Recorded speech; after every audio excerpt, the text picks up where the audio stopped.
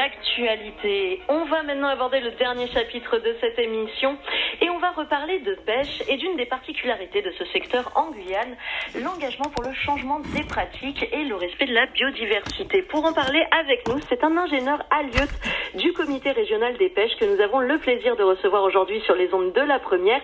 Monsieur Tony Nalovic nous a rejoint. Tony Nalovic, bonjour. Bonjour. Bienvenue parmi nous sur les ondes de la première. Merci d'avoir accepté notre invitation. Alors vous faites donc partie du comité régional des pêches et ce comité est engagé, en plus depuis de nombreuses années, il faut le savoir, pour le respect de la biodiversité. Alors vous travaillez avec tout un tas d'acteurs pour diverses actions pour améliorer les pratiques et donc réduire notamment les captures accidentelles et ce genre de problèmes de votre secteur. Est-ce que vous pourriez nous parler de ce passé? Quand est-ce que cette démarche a commencé et quels sont les projets qui ont été menés? En effet, en Guyane, nous avons l'avantage d'avoir des pêcheurs et des armateurs et des entreprises de pêche qui ont toujours voulu tendre vers l'avenir. Du coup, depuis même les années 80, il y avait des zones de non-chalutage à la crevette. Et plus récemment, dans les dernières 10-12 années, depuis que je suis au comité des pêches, on a mené une série d'évaluations des différentes pratiques de pêche que nous menons pour en connaître les impacts positifs et négatifs. Les impacts négatifs, par exemple, peuvent être pour la pêche à la crevette, les captures de tortues marines en mer quand on pêche des crevettes. Depuis ces évaluations sur les différentes pêcheries qu'on a en Guyane, on a mis en place des actions pour précisément réduire ces impacts et ces incidences négatives. Sur la pêche crevettière, par exemple, on a mis en place un TED, donc une grille sélective, comme un filtre qu'on met dans un chalut. Donc un chalut, c'est un engin qu'on traque sur le fond marin et qui capture à peu près tout.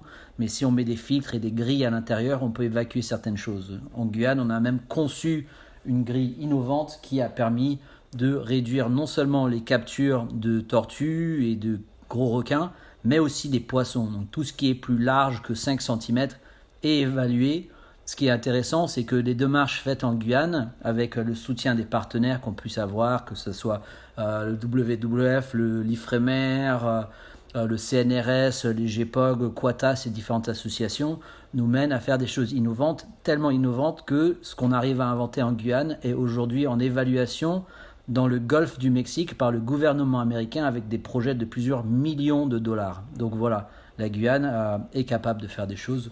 Ça, c'était un exemple de la pêche crevettière. Et si on passe maintenant sur la pêche côtière, donc c'est-à-dire avec les fileurs qu'on peut croiser à la crique ou à Sinnamary, à Dégradé-Cannes, ailleurs, on a aussi mené des séries d'observations pour un peu identifier certains impacts qu'on peut avoir sur des espèces protégées, comme par exemple les tortues marines. C'était connu, mais c'était pas bien étudié. Nous, on a vraiment mis l'accent dessus. Les pêcheurs et leurs représentants ont choisi de ne pas jouer le jeu de la cachette de ces informations, mais plutôt d'exposer le problème et de solliciter les expertises là où il y en avait pour nous aider à réduire cette incidence. Et donc ça fait partie de quelques exemples du passé. Donc c'était vraiment l'évaluation, mise en place de nouvelles stratégies. Et cette année, on commence des projets innovants. Enfin, d'ailleurs, on les a commencés l'année dernière, mais c'était une année un peu spéciale avec le Covid. On imagine que ça a été difficile, mais alors vous parliez de ces partenariats avec des partenaires de recherche pour évaluer les impacts et puis mettre en place des actions innovantes, notamment l'IFREMER, le CNRS. Donc il y a un suivi, on imagine que par exemple ces grilles innovantes pour la pêche à la crevette, ça fait quelques années que vous les avez mis en place, vous constatez une amélioration? Écoutez, on constate malheureusement surtout les difficultés du secteur de la pêche. Il y a 15 ans, 12 ans qu'on a commencé ces évaluations, il y avait 70 bateaux sur les quais. À l'adoption de l'engin sélectif, il y en avait 50 des navires et aujourd'hui il reste une quinzaine de navires sur les quais avec une dizaine de navires actifs en pêche. Donc on constate surtout une dégradation du secteur de la pêche. Pour ceux qui sont de la Guyane, vous n'avez jamais vu une amélioration vraiment à la crique depuis 30 ans.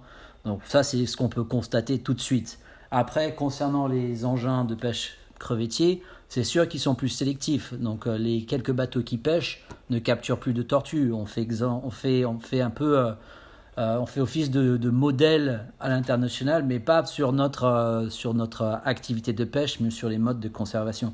Ça serait bien que tout ce qui se passe sur les bateaux pour conserver la nature soit connu par des personnes à l'extérieur pour un peu valoriser nos pêcheurs et leur façon de faire. Parlons-en donc vous parliez de ces projets passés sur la pêche à la crevette et puis un autre projet sur la pêche côtière, toujours pour réduire ces captures accidentelles qui sont un véritable problème pour la biodiversité. Et donc vous disiez, vous êtes en train de lancer de nouveaux projets également, malgré un contexte, effectivement, on peut l'imaginer, très difficile pour nous toutes et tous.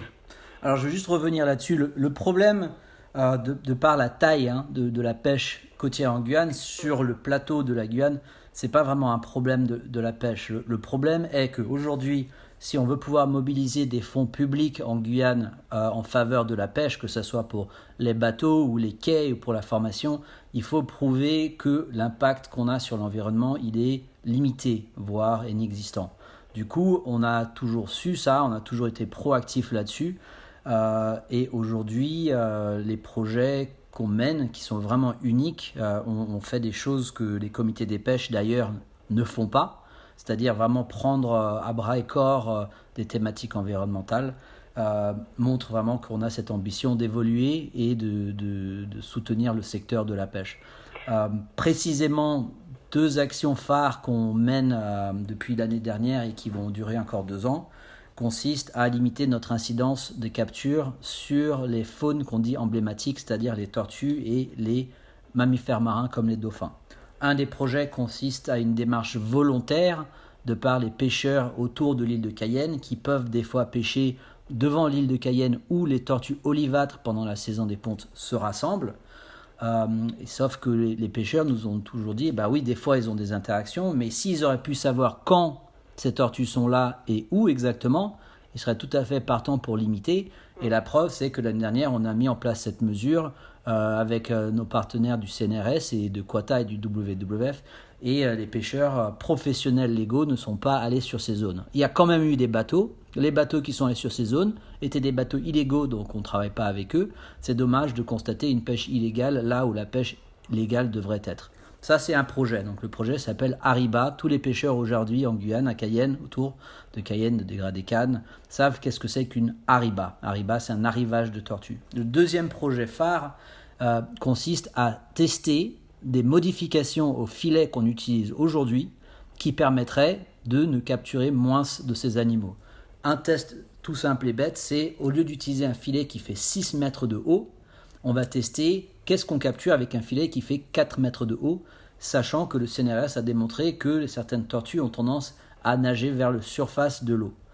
Un autre test consiste à peindre des flotteurs sur les filets qui sont habituellement blancs, en polystyrène, qu'on peut voir de temps en temps sur les plages, de les peindre en rouge pour voir si les tortues luttes se capturent autant dans ces flotteurs, puisque les observations du passé ont montré que les luttes avaient une attention particulière pour ces flotteurs. Donc ça, ce sont des tests qui concernent les tortues marines. On va aussi tester ce qui s'appelle un pinger. C'est un engin qu'on met sur le filet et qui émet du bruit pour repousser, par exemple, les dauphins. Donc la particularité de ce que nous allons tester en Guyane, c'est que ce pinger, il écoute et ensuite il fait du bruit. C'est-à-dire qu'il écoute pour le bruit du dauphin. Quand il entendra le dauphin, là il va émettre un signal de détresse qui devrait repousser les dauphins. Donc tout ça, c'est de l'expérimentation, de l'innovation qu'on va mettre en place en Guyane.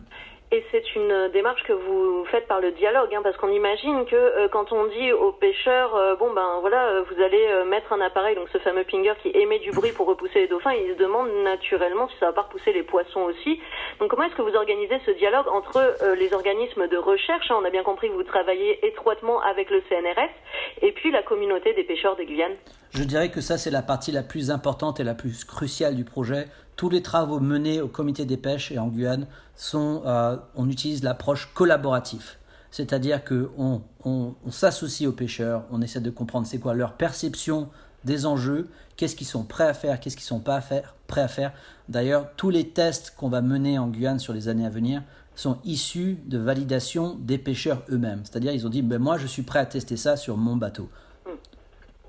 On j'imagine que ce type de démarche ne se fait pas dans le conflit, donc c'est vraiment un travail de collaboration et aussi sans doute un échange de connaissances entre des chercheurs et puis des pêcheurs qui ont une conception peut-être plus concrète de leur métier. Et donc ces fameux filets et tous ces projets, vous les mettez en place dès cette année ? Dès cette année. Et ce qu'il faut savoir, c'est que ce qui est vraiment important de souligner, c'est que en Guyane, malgré toutes les difficultés que les pêcheurs ils ont au quotidien, que ce soit l'absence totale d'infrastructures, de formation, de bateaux qui peuvent attirer la jeunesse, ils sont quand même capables de prendre un peu de recul et de penser à ces choses qui sont quand même importantes pour l'avenir, non seulement de la faune, mais de notre jeunesse qui doit pouvoir voir ces animaux à l'avenir. Effectivement, et puis qui puisse aider aussi à développer le secteur, comme vous le disiez, puisque s'il y a peu d'impact environnemental, vous pouvez aussi attirer plus de fonds publics. Et puis ça peut inciter aussi celles et ceux qui nous écoutent à manger du poisson local, puisque les pratiques de pêche sont adaptées aussi et sont améliorées comparées à d'autres pêches pour avoir un impact réduit sur la biodiversité qui est exceptionnelle en Guyane, on le rappelle. Je suis tout à fait d'accord et je voudrais rappeler aux Guyanais que quand vous achetez vos crevettes qui viennent d'Inde, d'accord, et de partout ailleurs, ces gens-là n'utilisent pas des grilles sélectives. Donc assurez-vous de dire à vos enfants, quand ils mangent ces crevettes qui viennent d'Inde, qu'ils ont certainement capturé des tortues pour ces crevettes, alors que les crevettes de Guyane, même si elles coûtent cher, ils ont fait l'effort pour préserver la nature locale. Alors, on va peut-être pas faire pleurer les enfants avec ça, mais en tout cas, pensez-y quand vous faites vos courses, mesdames et messieurs, c'est important, effectivement. Merci beaucoup, Tony Lanovic, d'avoir été avec nous aujourd'hui. Merci à vous. On vous souhaite une très bonne continuation dans tous ces projets. Il nous reste un peu de temps pour s'écouter un peu de musique. On est parti.